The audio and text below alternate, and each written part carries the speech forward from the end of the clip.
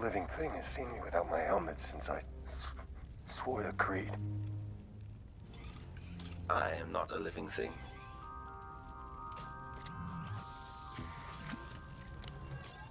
It's me, Austin! Oh, son of a bitch! What? It's me, Austin! It was me all along, Austin!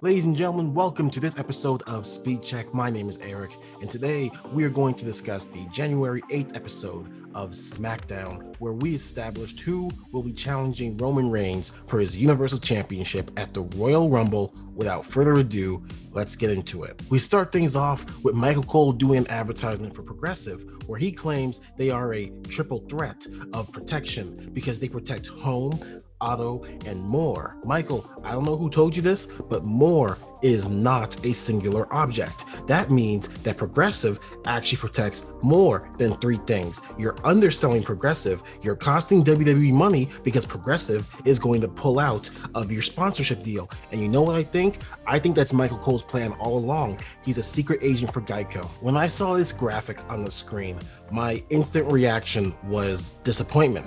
Not because I don't like gauntlet matches, I love gauntlet matches, but instantly I thought, okay, a heel isn't going to win this because Roman Reigns is a heel, so we can scratch off Sami Zayn, Corbin, or Shinsuke having a chance. And then I thought, well, Daniel Bryan is going to win the Royal Rumble most likely, so you scratch him off.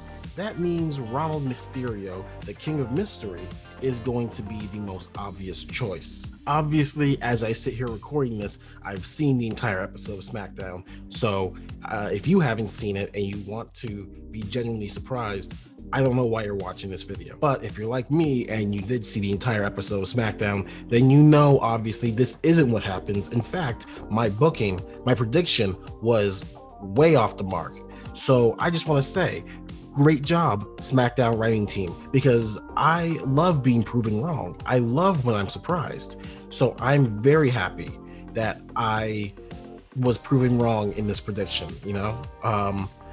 I'm so happy about it that I kept my opening writing about my prediction being wrong in this video. I fully thought Rey Mysterio was going to win this, and I thought it was going to be him as the Iron Man who just beats everyone. So to see that I'm wrong, I am genuinely happy with that. I love it when WWE proves me wrong. I've said it before, and I'll say it every day if somebody asks me, Roman Reigns is on a whole nother level in terms of performance overall, but he needs to learn how to speed walk. I am tired of waiting 10 minutes for him to make his ass down to the ring. He makes The Undertaker look like Sonic the Hedgehog. From now on, I'm going to limit myself to only complaining about this once per episode because, quite frankly, I'm tired of complaining about it. I'm sure you guys are tired of hearing it, but I'm just going to get it out of the way very early on in this episode.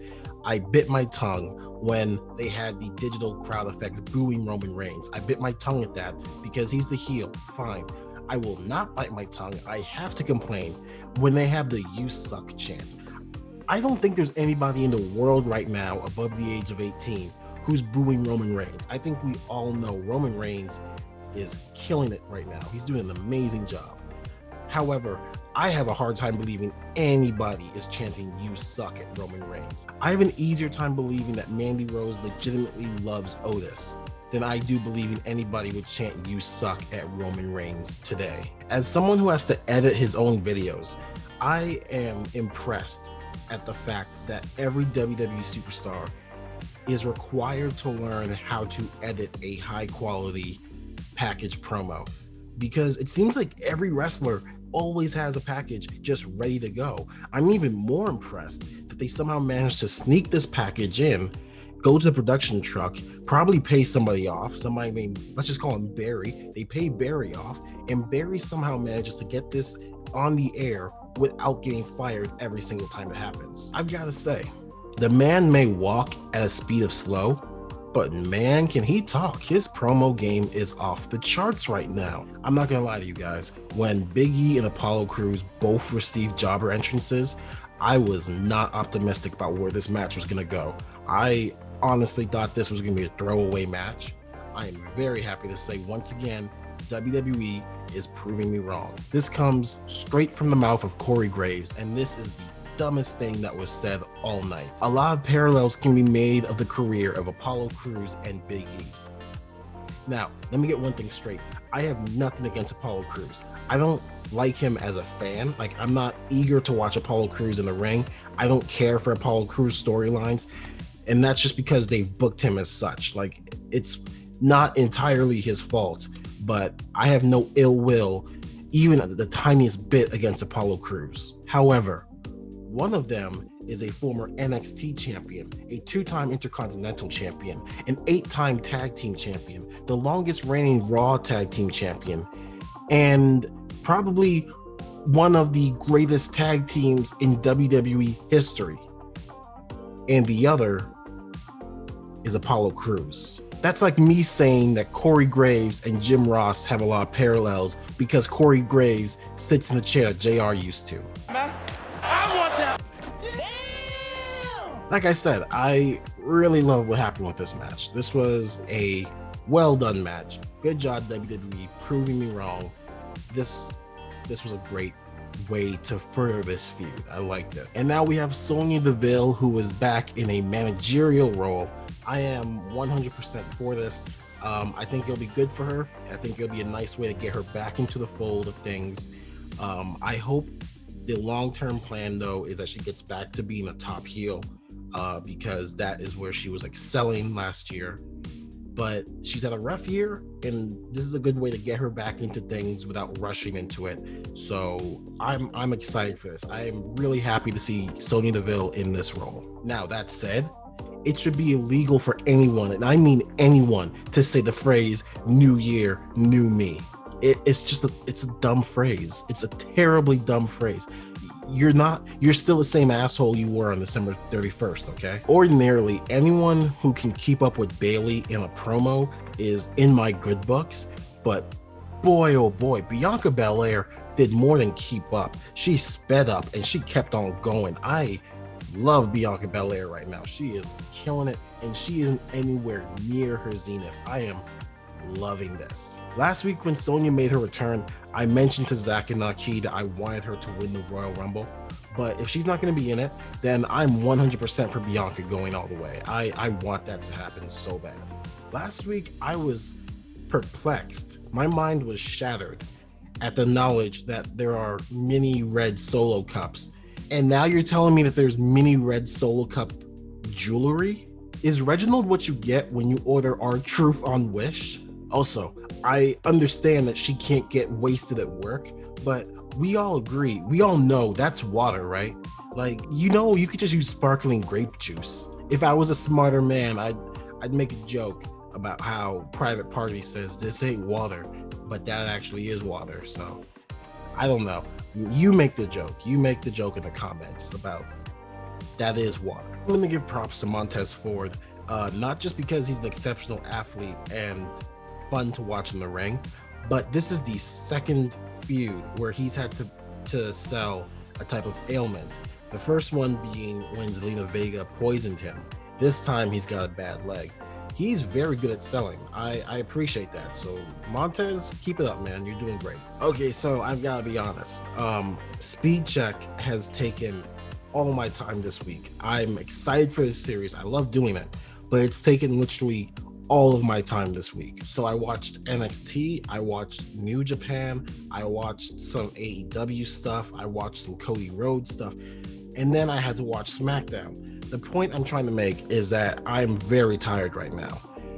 That said, during this match, I fell asleep sitting straight up. This match put me to sleep. Now, this is a sight for sore eyes. I am glad to see that these two have some not gold in 2021. They deserve it. They have been underutilized for so long. I'm excited to see what they do with the titles. Hopefully they are booked as strong champions, strong heel champions, and not the kind of champions that would just trade away their championship for another color. I'll give WWE props for this one. I like how they teased Pierce being in the match throughout the night. I didn't see it coming when the night started. I honestly thought Rey Mysterio was just gonna win and fight Roman Reigns at the Royal Rumble in a throwaway match.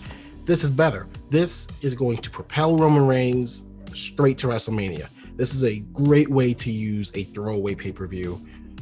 I love it when WWE does things right. Okay, so Vince McMahon had faith in Peyton Royce becoming a big-time single star, and then he lost interest in her to no fault of her own. Meanwhile, Billie Kay was just kind of thrown aside, and now she is one of the most entertaining people, not only on SmackDown. I think she is the most entertaining she's ever been, including with the Iconics, and she's been very entertaining with the Iconics. So here's a tip for any NXT star that's about to be called up. Don't try too hard in the beginning. Don't let Vince McMahon notice you. Go underneath his radar, and everything will be fine. If he starts to like you, then that's when you know you're in trouble. And when you look at that, I think Rey Mysterio is a West Coast pop mark. Make sure you are too. Hit that subscribe button. So I know Sami Zayn has been doing the conspiracy shtick for a while now, and I'm not going to say that he copied it from anybody because he didn't. But can we all agree, for the next 10 years, not till 2031, is anyone allowed to do the conspiracy shtick? I think it's been done to death the last couple months. Britt Baker has done it. Sami Zayn's still doing it. It needs to be done. All right, it's over. Let's take a break from it. There are other ways to be a heel who doesn't like what's happening. It may have been plain as day and clearly telegraphed, but Sami Zayn losing in 1 minute after giving that whole big speech was hilarious. I give them props for that. Good job. I'm willing to ignore this botch and the botch that happens as they try to set up the 619, simply because we got to see Rey Mysterio and Shinsuke Nakamura in a match on TV. It was a good match. I loved it, and I didn't see it coming. I did not think Shinsuke was going to beat Rey. So you take the good, you take the bad. You're allowed to botch every now and then, as long as the match overall is good. And this was a good match. Great showing from Shinsuke and Rey. I didn't think we get to see Shinsuke and Rey in the same ring for a long time, and now we have. So good on you, WWE. This was a good matchup. Fortunately, my WCP predictions title was not on the line, because if it was, I probably would have lost it tonight, since Rey Skywalker was eliminated from the match. That bridge was so beautiful, I honestly expected to find a troll underneath it. I could live to be 574 years old, and I will never understand why the Kinshasa doesn't work if Shinsuke uses it from the top rope or the middle rope. It's like if he's on the ground, that's the only time I could beat someone. And the shocks keep on coming. I can't believe that Shinsuke beat Daniel Bryan. I did not see that coming. First of all, a great match from both of them. It was really cool seeing Shinsuke kind of switch over to being a face. I don't know if this means he's going back to being a face or if he's gonna, tweener or whatever, but it was cool seeing that for one night. It was cool seeing Shinsuke Nakamura allowed to wrestle like Shinsuke Nakamura. And this was a great match. Shinsuke and Daniel was great. Shinsuke and Rey was great. WWE shocked me because I thought Rey was going to win. He didn't, obviously. Shinsuke defeated everyone besides Pierce. And this was a great way to do your gauntlet match and set up for the Royal Rumble. I don't know why this upset me so much. Maybe because Michael Cole sounded like an asshole when he said it. But Michael Cole said Adam Pearce isn't good enough to be in WWE. And I understand he's trying to push a storyline. I understand he's trying to make the point that Adam Pearce is not on the level of Roman Reigns. But there are ways to do that without being an asshole. That was the second dumbest thing that was said tonight. Luckily for him, Corey Graves was working. However, I have to admit, when the show started and Roman Reigns and Paul Heyman made a point that Adam Pearce was a wrestler, I honestly didn't know that. I don't know what Adam Pearce has done in his life. So I went back just to see if I could prove Michael Cole wrong. I went back, I looked at Adam Pearce's career, and I'm going to read off to you just some. I don't even think this was half of his accomplishments. It might have been half, but just some of his accomplishments he's had in his wrestling career. He's a former PWG World Champion, a 5-time NWA World Heavyweight Champion, a 2-time NWA Heritage Champion, a former NWA British Commonwealth Champion, and a member of the NWA Hall of Fame Class of 2015. He also declined the developmental contract with WCW. I don't usually condone locker room bullying, but if Adam Pearce was to cold cock Michael Cole just randomly one night, I would turn a blind eye. I'm not sure if I said it last week, but I'll definitely say it now. Roman Reigns acting as the mafia boss of SmackDown Live is brilliant. He legitimately runs this show and I love it. So I hate to be that guy, but there were at least 3 rules broken in this match alone, and I'm going to tell you them right now. Just get that on. First rule broken. Jey Uso grabbed and drugged Adam Pearce after the bell had rung, so technically Adam Pearce should have been disqualified. Rule 2.